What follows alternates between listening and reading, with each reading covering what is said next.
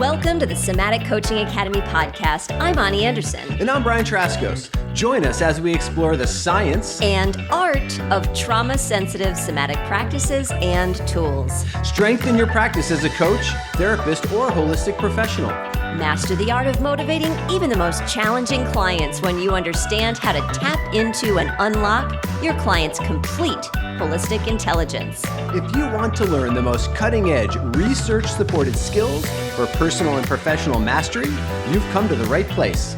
Let's get this conversation started. Hi, and welcome to the Somatic Coaching Academy podcast. Ani, how are you? I'm good, thanks. How are you? I'm doing well. Excited for today's topic. Yeah? Yeah, because you came up with it. Oh, great. You're like, hey, can we talk about this? Uh-huh. What was it? Do you remember? We're talking about synchronicities. We've been talking over the past year, obviously, about manifestation and those sorts of things because of the book.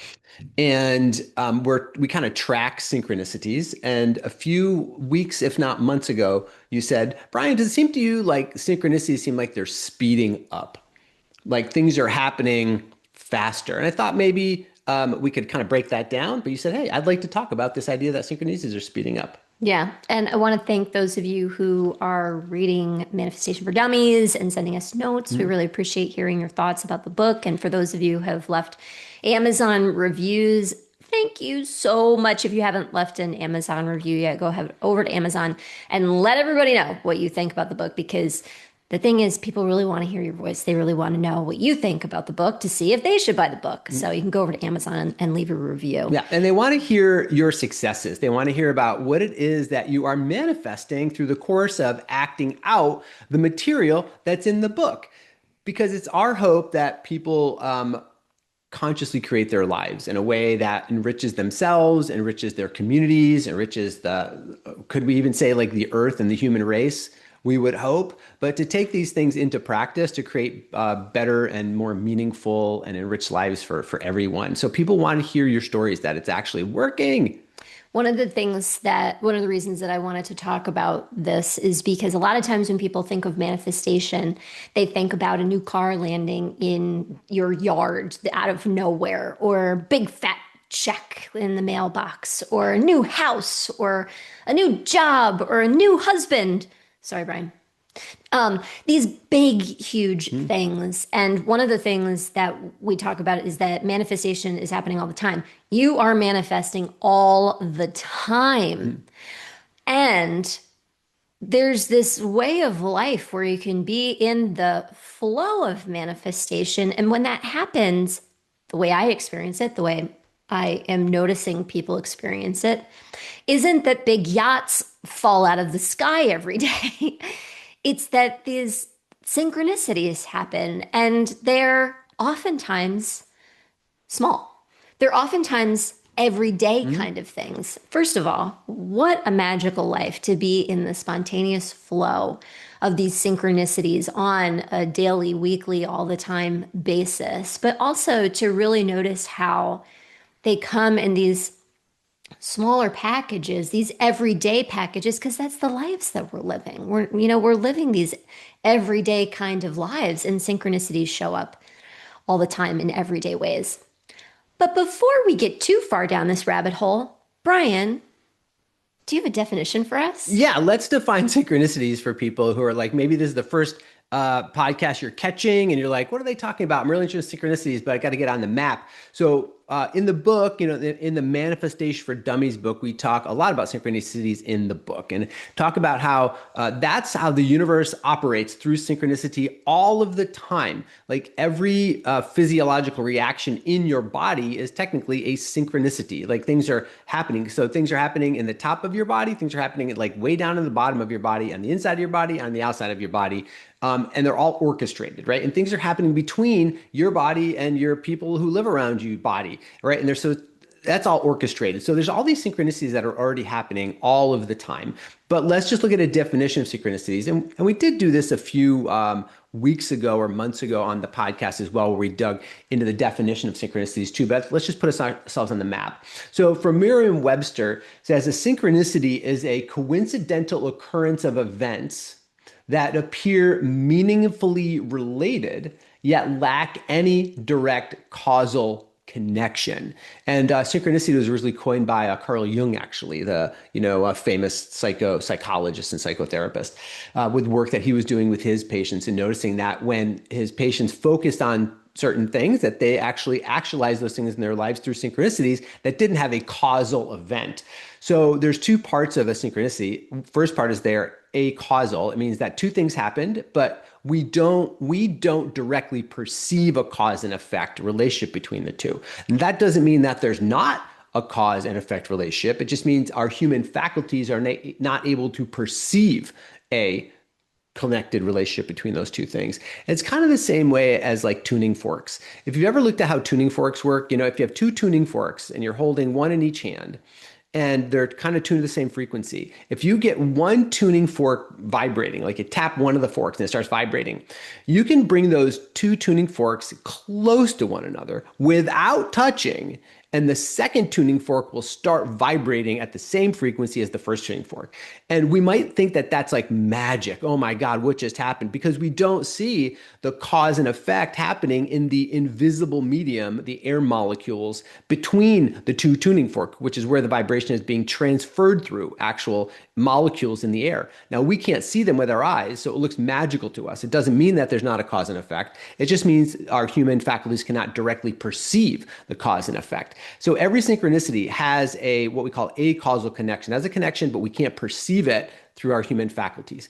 Now, the other part of a synchronicity is that there's some type of subjective meaning associated with it. So even though there's an acausal connection, as the person experiencing the synchronicity, we make meaning of the connection, even if we can't see that the connection is somehow there. So in the idea of manifestation, it might be that you're thinking about a roast beef sandwich, and then you walk around the corner and you walk into a deli and there's like a roast beef sandwich like right there on the counter, that maybe they made, but somebody else didn't pick up. That might not be a great example, but it's all of a sudden you're there like, oh my God, like I was just thinking about a roast beef sandwich. So you made meaning that you had something to do with it, but you don't see a direct connection between it. That would be kind of how a synchronicity would work by definition, right?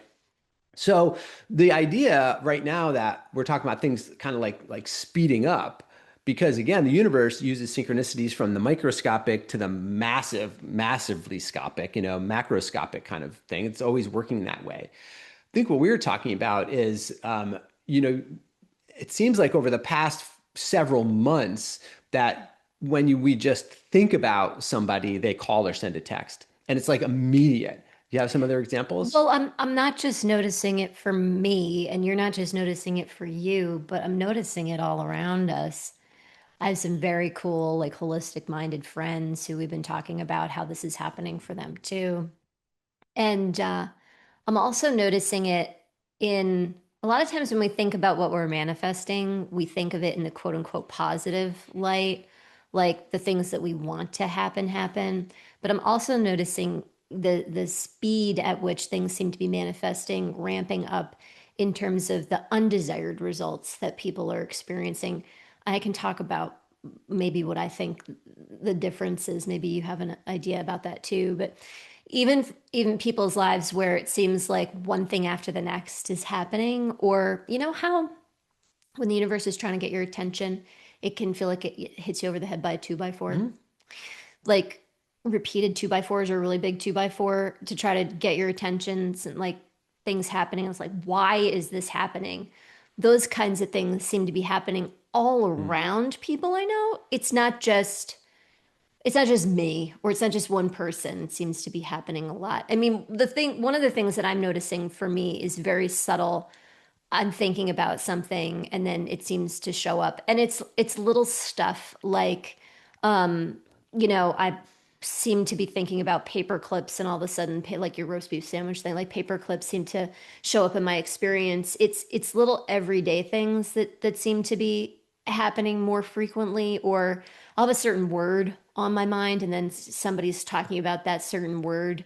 Those kinds of things. Recently, I was out to lunch with a friend, and I had been thinking about how I should contact this place to go have a book talk that's in our local area. And we sit down, and then as soon as we sit down, in walks the person who coordinates events at that place and sits right next to us. Like those kinds of things. So it's some things that like are more action oriented, some things that are more thinking oriented. It just seems like we're swimming in this environment that's like very close to the manifestation. I don't know what other word to use. Manifestation of like the evolving of life right now. Yeah. As things have been speeding up over the last couple of months, it feels like to me too, what an old idea that I've been thinking about for a long time kind of came back again and kind of started to rework it a little bit. And for me, there's this idea of, is it like chicken or the egg? Like we talk about cause and effect, but in your case, you were at lunch with a friend and you had an idea to reach out to the person at the bookstore. They walked in. Now, is it that you thought about the person at the bookstore and then that caused them to walk in? Or was it that you, in some way, locked onto the frequency that they're going to walk in, and then it made you think that and again, that's how universal synchronicities work. It's a bi-directional kind of thing is the way the universe operates. It's not a unidirectional thing. Right. It's sometimes it's like I see it's going to happen, or I think I want it to happen, but it takes a long time to happen. Well, we just had this conversation, kind of funny too, right? So we have a cat at home, and he's an orange crabby, I call him. It's not, He's not a tabby, he's a is tabby. he? He's an orange tabby. Is he a He's tabby? an orange tabby, but I call him an orange crabby. So he's an orange tabby. Or lucky. And um, He and is so we were crabby. talking the other day about when I was a kid, my parents wouldn't let us have any pets. Like there were like no pets in the house, sort of thing. And there was a cat, a barn cat, that one summer, right down the road from our house, was a dairy farm when we were kids, and so there were all these barn cats, all the time running around. And I remember one summer, I had to be maybe, I don't know, six, maybe 5, 6 years old, something like that. And there was this butterscotch cat. And I just fell in love with that cat. I was like, can we go see the butterscotch cat? I want to take the butterscotch cat home. Can we have the And of course, can't take it home. We're not taking it home. But I never forgot about that butterscotch cat. And now, 50 years later, I have a butterscotch cat in my house. But that's kind of how, that's like a long arc synchronicity. Long time. But the thing is, it's like I saw or had that attraction to like this butterscotch cat. Did that cause him to come into my life, or did I see him coming to my life at some point in time? But Or were you it just was just, frequency of butterscotch I don't cats? know, but there's this bi-directional thing that happens with synchronicity. I think Yeah. that's really important to think about, because if we can come at it from both ends, then we can let go of what we feel like is our responsibility or need to like drive the process. When we feel like it's like what I focus on grows, and that's not important, but we can oftentimes get really attached to that. I have to make it happen. I have to meditate harder. I have to focus harder. I have to work harder. I have to do all this stuff harder to make it happen. When the point is that the universe is on its own timeline. So that's what I was Universe thinking. actually time doesn't really exist to the universe, because a second or a gazillion or an eon is the same amount of time to the universe. It doesn't really recognize that. So for us, it's like when we come at the bidirectional nature and go, oh, like I know that thing is going to come into my life. I just don't know when it's going to come into my life, but I know it's going to happen.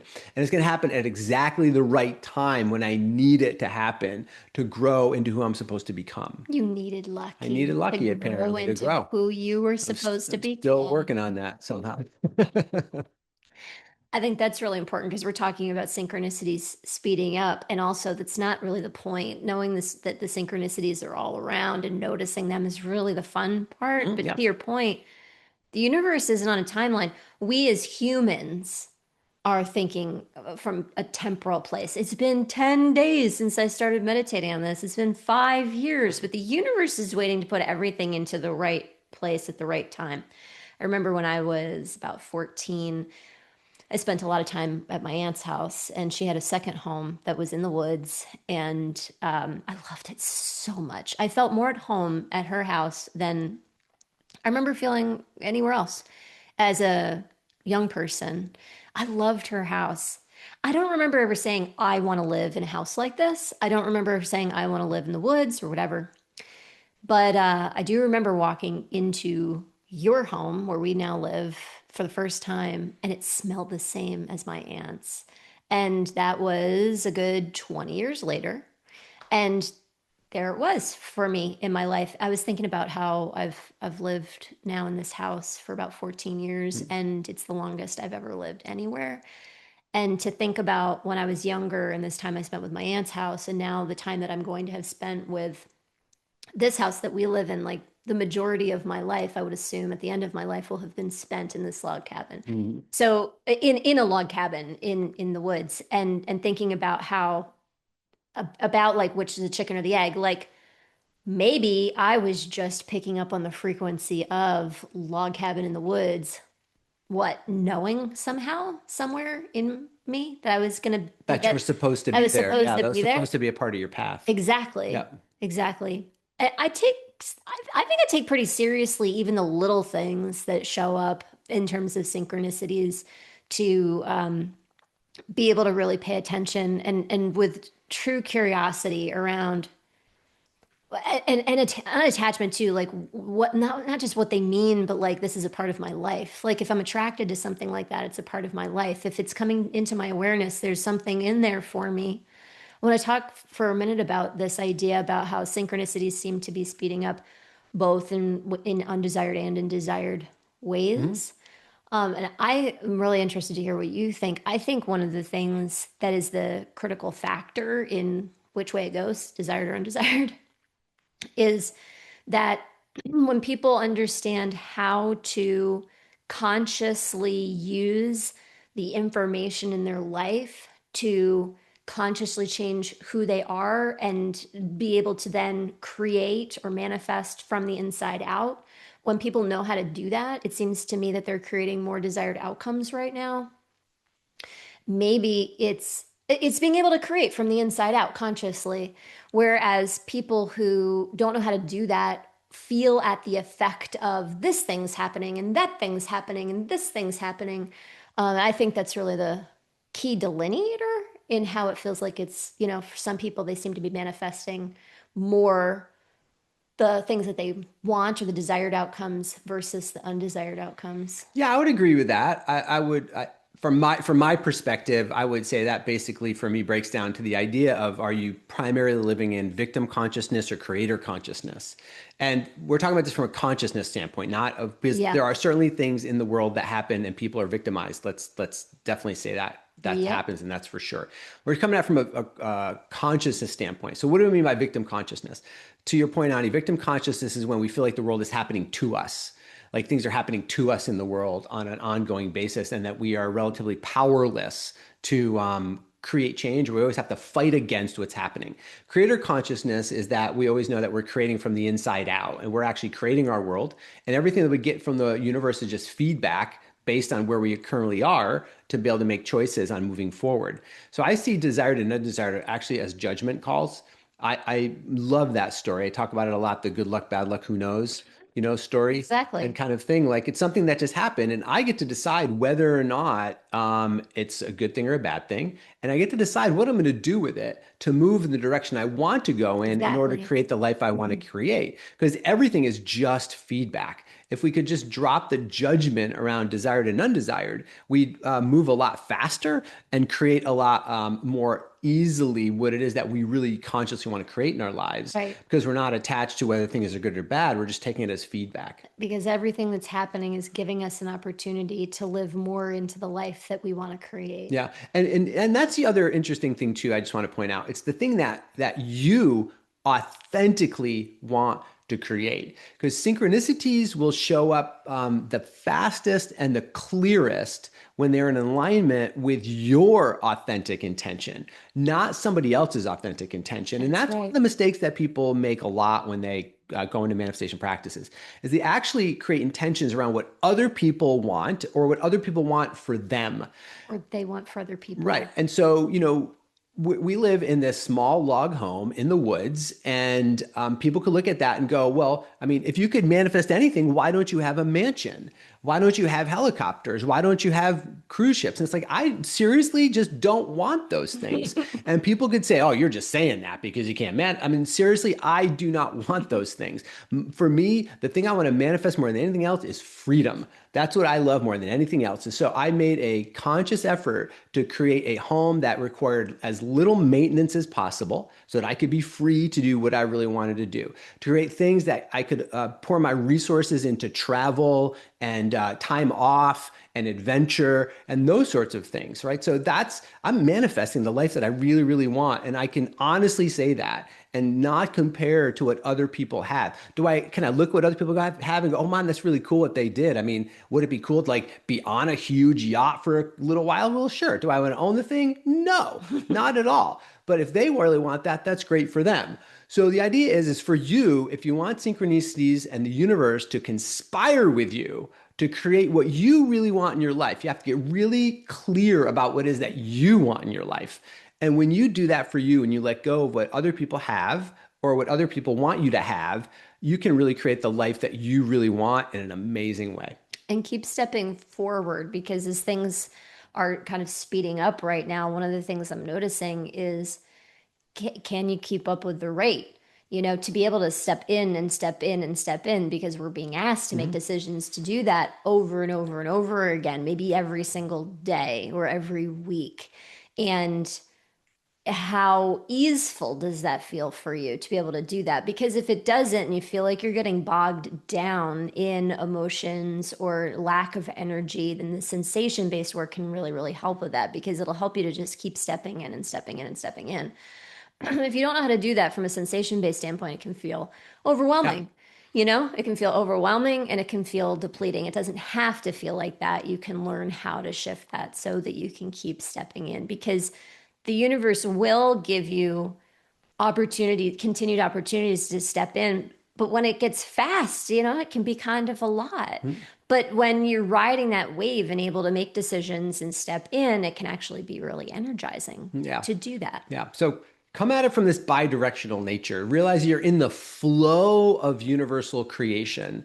And when you have an intention about what you want to create, the universe will actually help you move in that direction. It's going to bring things up to help you meet those challenges, those opportunities, be able to become more of the person that can have and create the world and the life that you want to create for yourself. And is it that you're actually seeing it and then making it happen, or is that you're seeing it because you know it's going to happen? I mean, kind of muse on that a little bit. And when you can approach it from that bi-directional nature, you really get in the flow and that spontaneous flow with the universe. It's way more fun. Yeah. So yeah, we're interested to hear your thoughts about this. What manifestations have been speeding up for you? We want to hear, leave comments and let us know.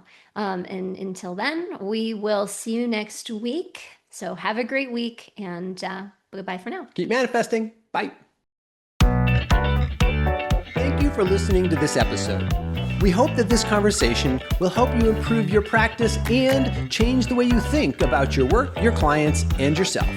Continue your exploration of trauma-sensitive somatic coaching by listening to more podcast episodes at somaticcoachingacademy.com. You could be the trusted guide that people turn to help them with their most challenging situations and to reach their most precious goals. Thank you for joining us. We'll see you next time.